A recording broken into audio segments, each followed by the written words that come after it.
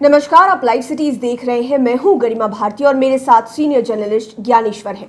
हमारे खास कार्यक्रम रुपया लड़े एमएलसी में आपका स्वागत है, जहां पर हम अलग अलग प्राधिकार क्षेत्रों की चर्चा कर चुके हैं। अलग अलग शहरों का हमने आपको मिजाज भी बताया है। आज हम चर्चा करने जा रहे हैं वीर कुंवर सिंह की धरती विद्रोह की, आरा की, यानी कि भोजपुर की। वहां पर आपको पता होगा कि अभी राधाचरण सेठ जीते हुए हैं, आरजेडी खेमे से जीते थे, लेकिन फिलहाल उन्हें साथ मिला हुआ है नीतीश कुमार का, यानी कि जेडीयू का। फिलहाल कैसा माहौल है एमएलसी चुनाव को लेकर, कौन कितना रुपया बहाने को तैयार है और कौन कितनी ताकत लगाने को तैयार है, ये तमाम चीजें हम आगे जानने जा रहे हैं। आज हम आरा की बात कर रहे हैं, वीर कुंवर सिंह की धरती। काफी गर्म मिजाज लोग होते हैं वहां के। तो फिलहाल एमएलसी चुनाव को लेकर माहौल कैसा बना हुआ है?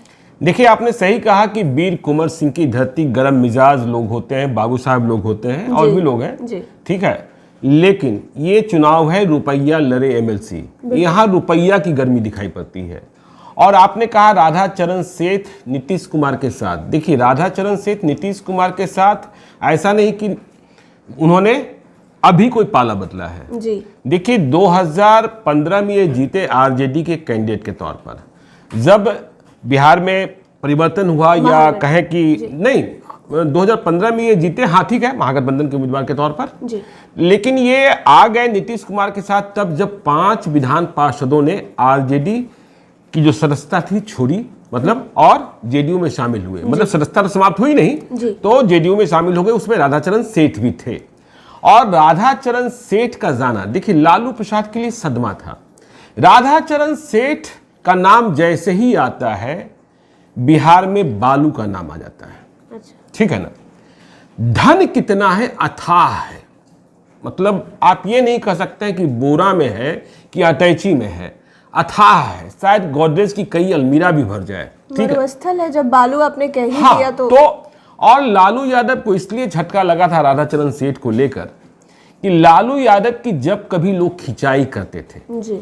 सुशील मोदी हो या जेडीयू के लोग ही हो, तो 2 लोग निशाने पर होते थे। देखिए, बिहार में कहा जाता है लालू बालू आलू, यह भी कहा जाता है जी। तो 2 लोग खिंचाई पर होते थे कि लालू यादव ऐसे लोगों को संरक्षण दिए हुए हैं, जिनमें राधाचरण सेठ और बालू वाले सुभाष यादव। तो बालू वाले सुभाष यादव तो आज भी उनके साथ हैं, लेकिन राधाचरण सेठ चले गए नीतीश कुमार के साथ। देखिए, धंधे की मजबूरियां होती हैं, उसका फायदा उन्होंने उठाया और नीतीश कुमार के साथ हैं। तो देखिए, 2022 के चुनाव में वे नीतीश कुमार के उम्मीदवार फिर से बनते दिखाई पड़ रहे हैं। देखिए, जब हमने भोजपुर में बात करी, देखिए ये जो क्षेत्र है इसमें बक्सर भी शामिल है, आरा और बक्सर दोनों, ठीक है ना जी। तो जो हमने बात करी, देखिए पहले अब इसका इतिहास बता देते हैं। 2003 में सबसे पहले जीते यहां से लालदास राय, ठीक है ना। और उनके खिलाफ तब बिहार पुलिस के एक एक्स डीजीपी आनंद प्रसाद भी चुनाव लड़ रहे थे, विश्वेश्वर ओझा चुनाव लड़ रहे थे, लेकिन जीते लालदास राय। 2009 में क्या हुआ? 2009 में तो यहां गजब ही हो गया। 2009 में विश्वेश्वर ओझा को एनडीए ने कैंडिडेट बनाया और धन वाले बल वाले हुलास पांडे, सुनील पांडे के भाई, वे मैदान में आ गए इंडिपेंडेंट। लेकिन एनडीए के कैंडिडेट होने के बावजूद विश्वेश्वर ओझा को जेडीयू का आंतरिक समर्थन नहीं मिला। संकेत गया जेडीयू की तरफ से कि आपको हुलास पांडे के साथ चलना है। तो परिणाम यह हुआ कि 2009 में हुलास पांडे चुनाव जीत गए और विश्वेश्वर ओझा एनडीए के कैंडिडेट हार गए, लालदास राय भी हार गए।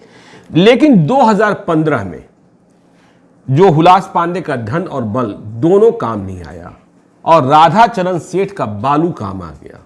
मैंने कहा ना कि कितने अलमीरा होंगे जो रुपयों से भर जाएंगे राधाचरण सेठ के। तो राधाचरण सेठ जीत गए, लालू यादव के कैंडिडेट थे, और हुलास पांडे हार गए। देखिए, अब यहां जो स्थिति बन रही है, वह जो दृश्य उत्पन्न कर रहा है, राधाचरण सेठ का लड़ना तो तय है जी। लेकिन हुलास पांडे को लेकर अभी असमंजस की स्थिति है। हुलास पांडे अभी लोजपा में है। लोजपा कह रही है कि अभी हम किसी गठबंधन के साथ नहीं हैं, न एनडीए के साथ है, बीजेपी के साथ उनके रिश्ते आपको मालूम है, और नीतीश कुमार तो चिराग पासवान को देखना ही पसंद नहीं करते हैं, और न महागठबंधन से कोई सौदा हुआ है। तो हुलास पांडे तय कर रहे हैं या पार्टी तय कर रही है, चिराग पासवान कह रहे हैं कि हम अकेले चलेंगे। तो एकला चलो रे की नीति पर है, इसलिए हुलास पांडे फैसला नहीं कर पाए। लेकिन जब हम ग्राउंड जीरो से रिपोर्ट हासिल कर रहे थे तो देखिए आरा और बक्सर दोनों में लोगों को, जो इसके मतदाता हैं, उन्हें हुलास पांडे का इंतजार है, क्योंकि वे जानते हैं कि राधाचरण सेठ से धन में और बल में लड़ तो सकते हैं हुलास पांडे ही। अब यदि हम बात कर लें कि हुलास पांडे का इंतजार चल रहा है तो तेजस्वी यादव ने क्या फैसला किया है, तो देखिए तेजस्वी यादव का फैसला जो है, तेजस्वी यादव की ओर से तो अभी ऐलान किया नहीं गया, जगदानंद की ओर से भी ऐलान नहीं किया गया।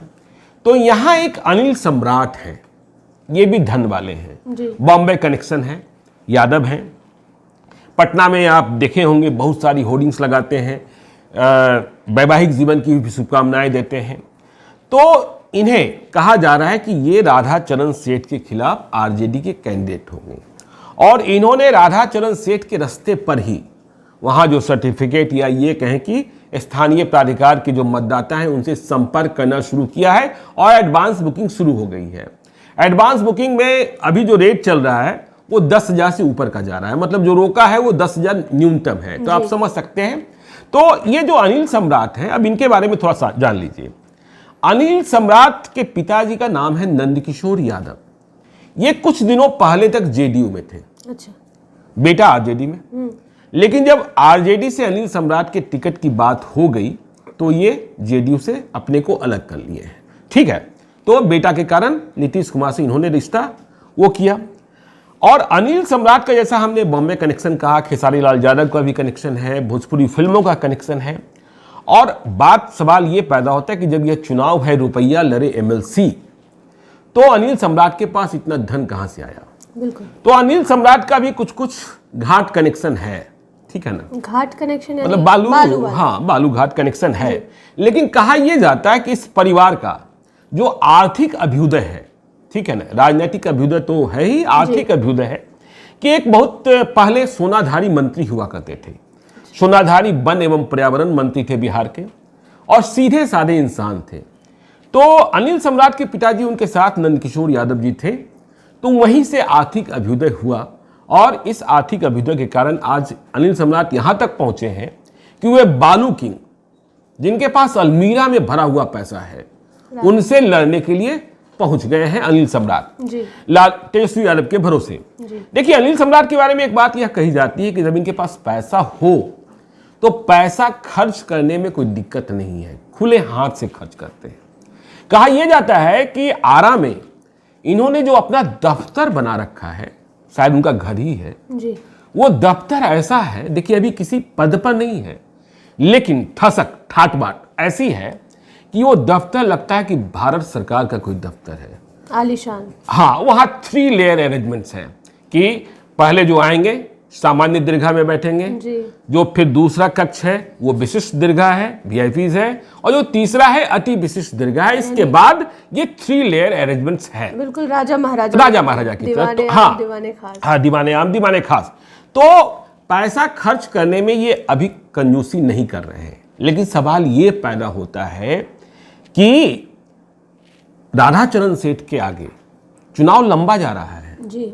चुनाव लंबा जा रहा है और उम्मीदवारी का ऐलान भी लंबा जा रहा है। देखिए अब इस बात का भी ध्यान रखिएगा, जब हम भोजपुर की बात कर रहे थे और आज हम पटना की राजनीतिक सरगर्मी को जान रहे थे, तो उम्मीदवारों का आधिकारिक ऐलान पटना से क्यों नहीं हो रहा है? क्योंकि आपको पता है कि एनडीए के भीतर बहुत खटपट चल रही है। आपको यह भी पता है कि यूपी में बीजेपी ने जेडीयू को सीटें नहीं दी। आपको यह भी पता है कि तनातनी चरम तक पहुंच रही है।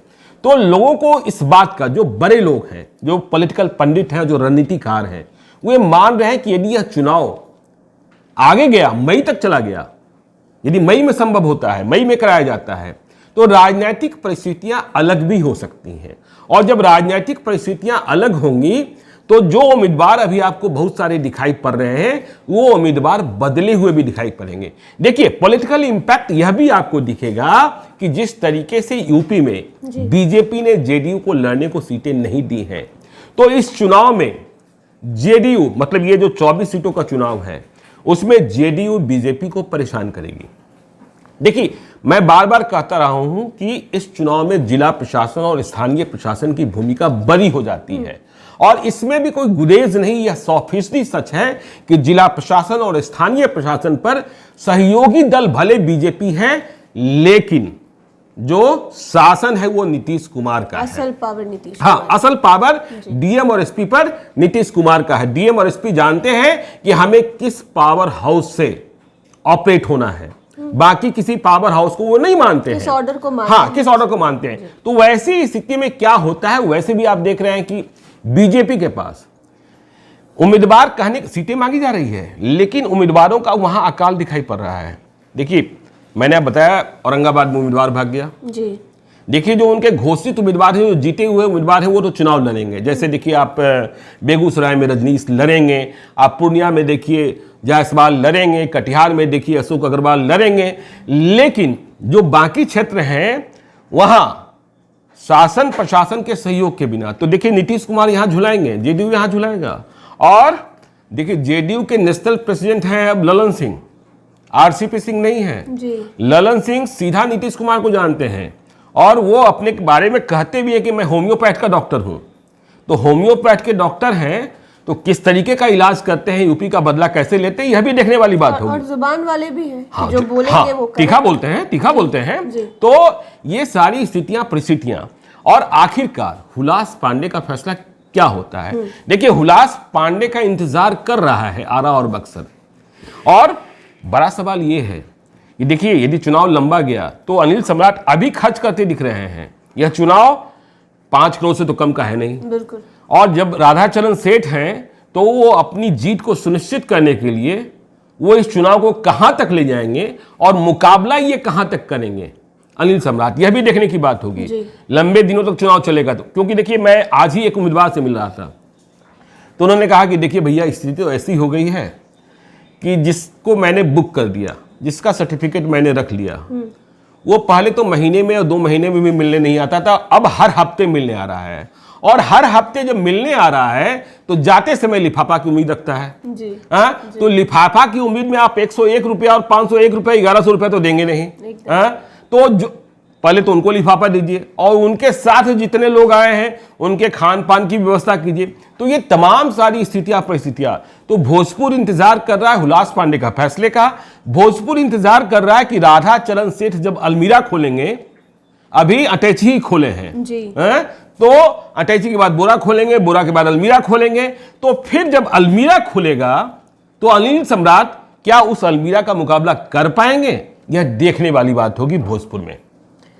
तो बिल्कुल, रुपया लड़े एमएलसी में खेल अब काफ़ी इंटरेस्टिंग होता जा रहा है। आप धीरे धीरे बिहार के तमाम क्षेत्रों का मिजाज जान रहे हैं। आज जाना आपने कि आरा का क्या हाल है। एक और अनिल सम्राट तो दूसरी तरफ राधाचरण सेठ, जिनके पास कितना धन है बता पाना काफ़ी मुश्किल है। तो ये जो लड़ाई है काफ़ी टक्कर की होने जा रही है। हुलास पांडे का इंतजार किया जा रहा है, देखना होगा कि आगे क्या होता है। जो भी अपडेट्स होंगे हम आप तक ज़रूर पहुँचाएंगे। आप हमारे चैनल लाइव सिटीज़ को सब्सक्राइब कर लें।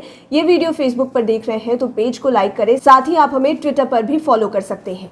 धन्यवाद।